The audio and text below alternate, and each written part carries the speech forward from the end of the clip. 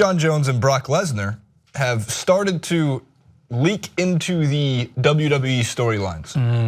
Because as always, when it comes to Brock Lesnar and the UFC and the WWE, we've seen they're not known partnership, but they're crossover. Ronda Rousey at the height of being Ronda Rousey at WrestleMania drew in a giant audience. And of course, some WWE fans bled over to the UFC when somebody like Brock Lesnar, who I was actually looking up just before this, WWE released a whole series of like a whole photo album. Like Brock Lesnar, just you forget that for one, University of Minnesota wrestling champion, and was as like still looked as big at like 19. Like Jesus Christ. From there in 2004, although partially publicity stunt, but partially because he made the team, he was cut before I believe practices actually began. But he was serving as like a defensive lineman for the Minnesota Vikings.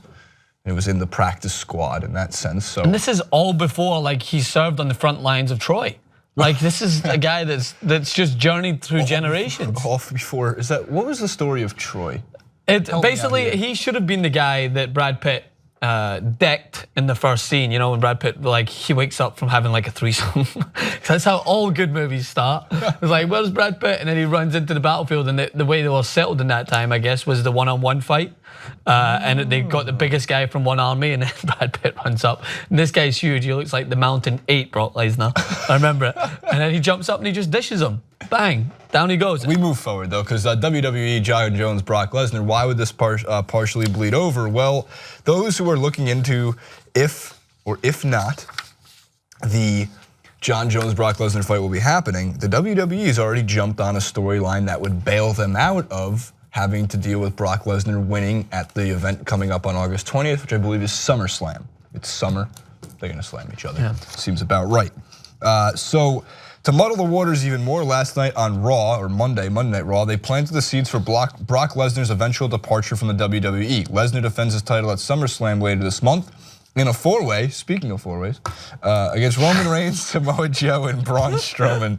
Heyman interrupted Raw GM Kurt Angle and said that if Lesnar loses at SummerSlam, he and Lesnar are leaving WWE. So you guys get it? WWE is playing off the rumors of Lesnar's already leaving the WWE to fight Jon Jones and go back to the UFC. And then of course, like 6 months from now, when he's done after the aftermath of the Jon Jones fight, they'll be like, Eddie's coming back to retake his title at WrestleMania. Like it's just for the WWE having Brock Lesnar jump between like like their biggest pay-per-view events and the UFC's like bigger pay-per-view events, UFC 200 and a fight against like Jon Jones, and then going back to WWE, it's like their dream. Now, of course. They might not ever get this type of opportunity again where they have somebody going sport to sport. He's quite literally like a guy robbing a bank, walking and getting the cash and coming back, picking up more cash, and he's just taking it back and forth.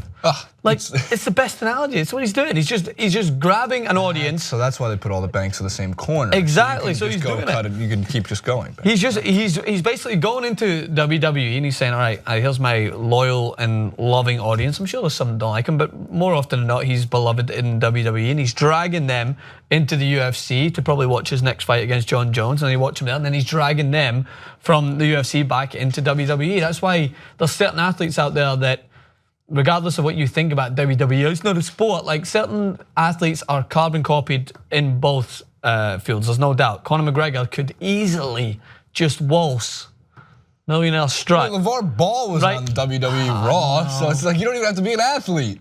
You could be LeVar Ball.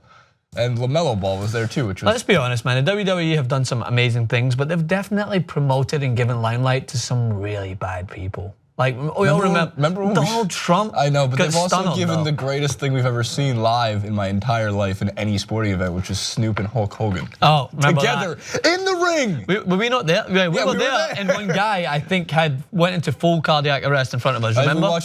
We watched a very grown man with children cry. Yeah, he was breaking down. We also saw John Cena almost fight the security guards because they didn't know who John Cena. It was Randy Orton. It was. Yeah. I thought it was John Cena. No, John Cena would have been cool. He would have had. Well, it would have made sense because they can't see him, so they'd be like, "You can't come into the building. We can't see you, Mr. Cena." All right, so you're like Mark. Remember that scene from Friends? You're like Mark Wahlberg.